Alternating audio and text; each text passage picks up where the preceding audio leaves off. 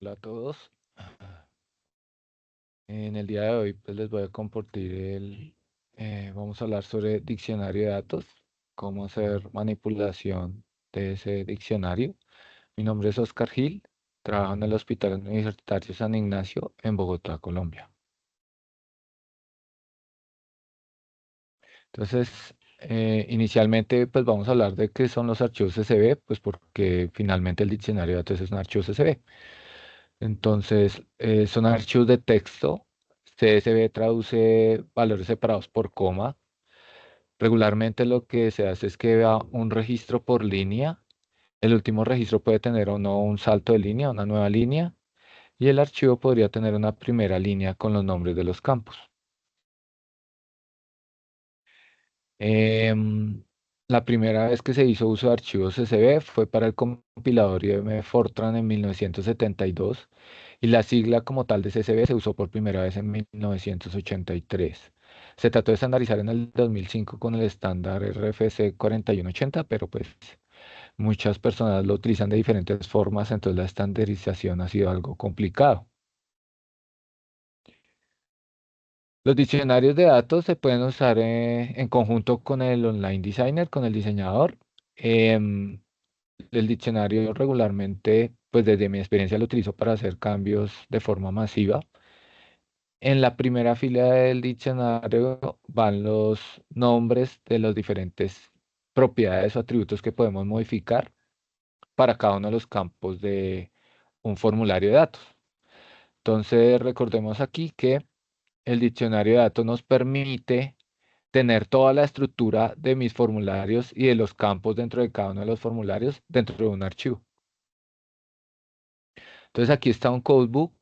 Este es un ejemplo de un uso del diccionario. Entonces tenemos varias variables ligadas a un medicamento. Entonces el nombre, la dosis, la unidad, el número de veces que se consume al día, la vía de aplicación, la fecha de inicio del consumo del medicamento. Se pregunta si se continúa con el medicamento y en el caso de que no, se pregunta por la fecha de suspensión del medicamento.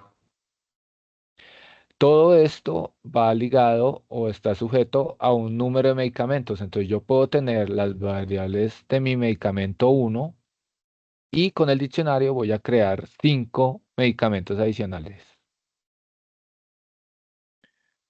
Entonces, para poder acceder al diseñador, bueno, al diccionario de datos, tengo que tener permisos de diseño y configuración de proyecto. Entonces, cuando tengo ese permiso, puedo ver el Project Setup, puedo ver el diseñador y en esos mismos tabs puedo ver el Data Dictionary. En el menú de la izquierda va a aparecer habilitado el diccionario, el Project Setup, ¿cierto? Y el diseñador. Eh, Cuando entramos al tab de Data Dictionary, esto cambió en las últimas versiones de Red Hat. Antes no era así, pero las opciones siguen siendo muy parecidas. Entonces, por ejemplo, para descargar el diccionario, ¿cierto? Para poder hacer modificaciones sobre el diccionario, pues yo tengo que descargarlo, modificarlo y luego volverlo a subir. O también podría pues subir un diccionario de cero cuando voy a copiar desde otro proyecto un diccionario. Por ejemplo, voy a hacer una prueba de un proyecto.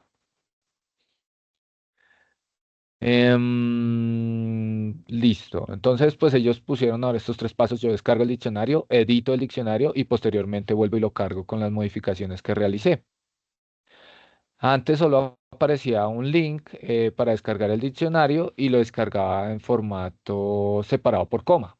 Recuerden que es valores separados por coma, pero yo también lo puedo separar por tabs o lo puedo separar por punto y coma. Entonces, esto ya es nuevo en esta versión de Red que yo aquí tengo puedo desplegar este combo y puedo decirle en qué delimitador pues quiero descargar el diccionario. Entonces, este es el ejemplo bueno, este es el diccionario del proyecto de ejemplo. Entonces, podemos ver que, bueno, en la primera están los diferentes campos que los vamos a ver posteriormente que se pueden modificar. La primera columna, esto es un editor de texto y yo sobre un editor de texto podría trabajar un diccionario de datos, pero también se puede sobre una hoja de cálculo como lo vamos a ver posteriormente. Entonces eso va a, pues a gusto de la persona que trabaje sobre los diccionarios. Puede hacerlo sobre un editor de texto plano o puede hacerlo sobre una hoja de cálculo. Yo mezclo los dos. Entonces, bueno, aquí la primera columna va a contener los nombres de variable, la segunda columna va a contener los nombres de formulario, que fue lo que resalté acá. Entonces tengo un form 1 y tengo otro formulario que se llama escala de dolor. Aquí está el segmento que quiero duplicar o repetir varias veces, que es la parte de los medicamentos. Entonces, lo que yo hago es que puedo seleccionar este segmento y lo puedo pegar varias veces debajo del primer segmento, del primer bloque. Entonces, aquí va el medicamento uno, luego iría el medicamento 2, 3, luego el 4 y por último el 5. Entonces, ¿qué tengo que tener cuidado? Los nombres de variable, como ustedes ya saben, no se pueden repetir en RedCap. Entonces tengo que comenzar, si copio y pego, tengo que comenzar a modificar los nombres de variable. Lo otro, pues, va a ser las etiquetas también, pues, para poder saber en qué medicamento estoy trabajando o con cuántos estoy trabajando. Yo también cambio las etiquetas. Y lo otro que hay que tener mucho cuidado es con los branching logic, ¿cierto? Entonces, un primer branching logic es el número de medicamento, ¿cierto? Entonces, si selecciono uno, se mostrará el primero. Si selecciono dos, mostrará dos. Si selecciono tres, mostrará los tres primeros y así sucesivamente. Y lo otro son los branching logic que interiormente vayan a depender de las variables, como por ejemplo, si tiene fecha de inicio de medicamento uno, entonces aquí hay un branching logic. Tengo que hacer esas modificaciones también sobre las demás branching logic. Luego de que se hacen las modificaciones, pues se guarda el archivo y voy al tercer paso que es cargar nuevamente el archivo. Entonces vengo y lo selecciono con con la opción de seleccionar archivo y posteriormente doy clic en Upload File. Cuando cargo el archivo y no hay ningún error o Redcat no detecta ningún error dentro del archivo, debo verificar pues cuántos campos están quedando, que es lo que aparece aquí resaltado en negrita, y cuántos campos había anterior al cargue de este nuevo archivo o diccionario de datos. Pues eso me ayuda a ver si los cambios que estoy haciendo se están viendo reflejados en este punto. Si yo estoy pues de acuerdo con esto, entonces doy clic aquí en que se ejecuten los cambios, en Commit Change, y Redcat, si no tiene ningún problema, me va a decir que se ejecutó exitosamente.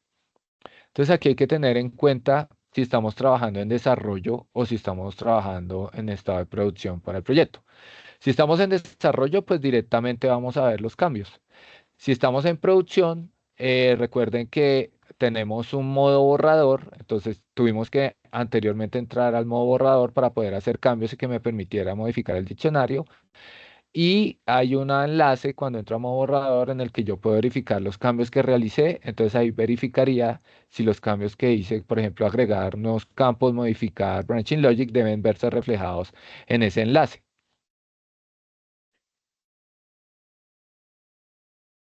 Este ya es el ejemplo de cómo cargarlo en una hoja de cálculo. Vamos a usar LibreOffice Calc.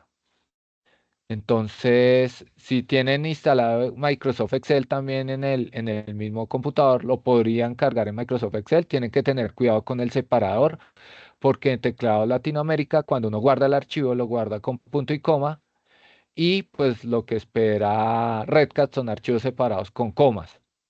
Entonces, en ese caso, pues tiene que decirle a Redcat que lo que van a subir es con un separador de punto y coma. Entonces aquí en el LibreOffice Calc, si yo lo guardo, él vuelve y me lo guarda con coma, no me hace el cambio por la configuración de teclado en Latinoamérica. Entonces él me está diciendo que va a cargar ese diccionario, que el separador que encontró es coma, y aquí me muestra un preview del archivo que va a intentar cargar. Entonces fíjense que la primera columna es los nombres de variables, la segunda es el nombre del formulario, luego vienen las cabeceras de sección y luego el tipo de campo. Entonces, así lo veríamos en una hoja de cálculo. Si yo quiero trabajar con diccionarios, eh, hay que tener presente que hay unos campos que son obligatorios. Ay, los campos que son obligatorios son el variable field name, el form name tengo que decirle el nombre variable. Recuerden que este nombre variable no se puede repetir, tiene que ser un nombre variable único por cada fila. El form name, pues sí puedo tener varios formularios en un proyecto, entonces no puedo mezclar formularios. Entonces, siempre tiene que ir, si va al form uno, todas las variables del form uno van en un bloque. Luego comienza un nuevo formulario, todas las variables de ese formulario tienen que ir seguidas en ese mismo bloque, pero no puedo tener una variable de form 2 arriba, una variable de form uno abajo y comenzar a mezclar porque va a generar error Redcat cuando intente subir el diccionario. La otra columna que es obligatoria es el field type. Entonces aquí vemos que hay diferentes tipos de campo que son los que se manejan desde el diseñador en línea. Ahorita vamos a ver pues la lista un poquito más específica de los diferentes tipos de campo que se pueden manejar. Y el último campo que es obligatorio es el field label. ¿Listo? Entonces, esos cuatro campos, siempre que se vaya a cargar un diccionario, tengo que tener un valor para cada una de las líneas o registros que vaya a intentar subir. La primera línea pues va a ser los nombres de los campos y también tiene pues que estar siempre esa línea en el archivo que voy a intentar subir de diccionario. Ya de la segunda línea en adelante pues va la información que quiero cargar en mi proyecto de Redcat. Bien, el section header es opcional y solo aplica pues para las variables que son de tipo inicio de sección eh, y para las variables que cargamos como matrix fill, matriz de campos. En esos también hay una cabecera, entonces en esos también aplica este section header. Bien. eh, entonces aquí están los diferentes tipos de campo de los que hablábamos ahorita. Entonces en la documentación de Redcat pues los agruparon como no estructurados, los que son de tipo text o notes. Entonces esto debe ir en minúsculas dependiendo del tipo de campo en la columna de tipo de campo. Están los yes, no, true, false, drop down, radio, checkboxes y slider. Todos estos son pues los que manejan, bueno, casi todos son los que manejan categorías, excepto el slider. Entonces, bueno, aquí recuerden que, bueno, ya vamos a ver el ejemplo. Esto cambia un poquito cómo se maneja otra columna dentro del diccionario. Están los campos de tipo único, los llamaron así. Entonces son el archivo cuando es el campo en el que yo intento cargar un archivo en un formulario, el de firma y el de fórmulas, el calc. Está el descriptive como campos de tipo descriptivo y está el SQL, pues que solo podemos manejar las personas que son administradores en una instancia de Redcat. Esto es para hacer consultas directamente sobre las tablas de la base de datos de Redcat.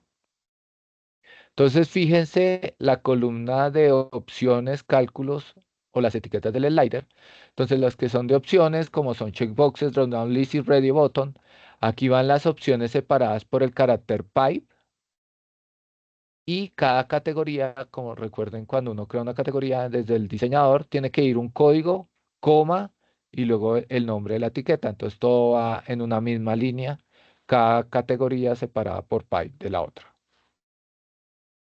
Aquí pues tengo un ejemplo de sí o no. Recuerden que hay unas variables de tipo yes, no y true, false. Si utilizamos esas variables en un formulario que está en español, pues nos va a quedar en Spanglish. Entonces no les recomiendo utilizar en un formulario que esté en español ese tipo de variables. Se pueden utilizar radio buttons y si quieren manejar los mismos códigos de Redcat, pues uno sí, cero no. Listo. Los que son de tipo cálculo, pues aquí va la fórmula. En este caso es del cálculo del IMC, del índice de masa corporal. Entonces tengo una variable peso y tengo la variable talla y ahí está la fórmula indicada. Y las etiquetas para los tipos lighter, entonces aquí también, no tengo un ejemplo, pero ahí irían las etiquetas para esos tipos de campo. La siguiente columna, que es la H, se utiliza para validaciones de los campos de tipo texto. Entonces recuerden que los textbox tienen una propiedad que es validation. Entonces aquí coloco si es integer, number para los números. También coloco para las fechas el formato que voy a utilizar. Para las variables de tipo drop-down list, aquí es donde va la etiqueta del autocomplete. Si es un correo, entonces aquí iría email, ¿sí? Las diferentes validaciones, los diferentes tipos de validaciones que se pueden utilizar. Y en el caso de los números y las fechas, nos puede preguntar por un mínimo y un máximo, que son las columnas I y la columna J. Entonces aquí van los valores para mínimo y máximo en el caso de que los quiera utilizar. Recuerden que esto es opcional. Yo puedo seleccionar integer y no tener mínimo y máximo. Por último, bueno, no por último, luego sigue la variable donde yo le digo si el tipo de atributo es identificador, entonces aquí iría una Y en el caso de que alguna de estas fuera identificador. Los branching logic, hay una columna específica para los branching logic, entonces ahí en esa columna se dejaría la sintaxis del branching logic. En la columna M va hacia el campo es de tipo requerido o no, entonces una Y o en blanco en caso de que sea opcional el campo. Luego vienen los alineamientos personalizados. Recuerden que por defecto es right vertical. Entonces, si yo quiero utilizar un right horizontal, pues aquí tendría que colocar RH, ¿sí? Y pues también se puede jugar con left vertical y left horizontal. El defecto, si lo dejo en blanco, es right vertical. Luego sigue, este solo aplica para las formularios de tipo encuesta. Entonces va aquí la etiqueta de la pregunta, el número de la pregunta, el valor. Para los que son matrices de campos, entonces aquí va el nombre de la matriz para las variables que pertenezcan a una misma matriz.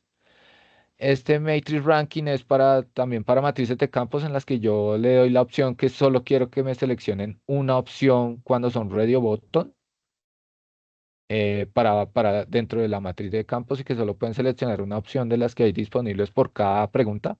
Ese es el matrix ranking. El field annotation se utiliza para los action tag.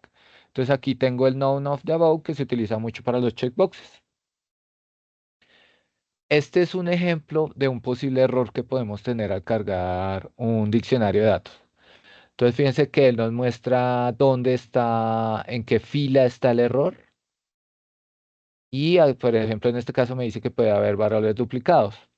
Otro error que también se puede presentar cuando cargo diccionarios es cuando hay fórmulas o cuando hay branching logic con variables que no existen. Él también detecta ese tipo de errores y nos genera, pues, el error aquí nos lo muestra para que lo ajustemos. Esos branching logic que podrían, pues, generar errores al momento de cargar un registro. Aquí está el archivo que intenté cargar. Entonces fíjense que ahí yo dejé unos espacios en blanco. Esto es en un editor de texto. En una hoja de cálculo, pues sería dejar algunas filas en blanco y volver y cargar ahí valores dejando esto espaciado, pues también generaría error. Bien, eh, pues esto era lo que les quería compartir en esta sesión. Muchas gracias y quedo atento a las preguntas al finalizar, pues, las presentaciones del día.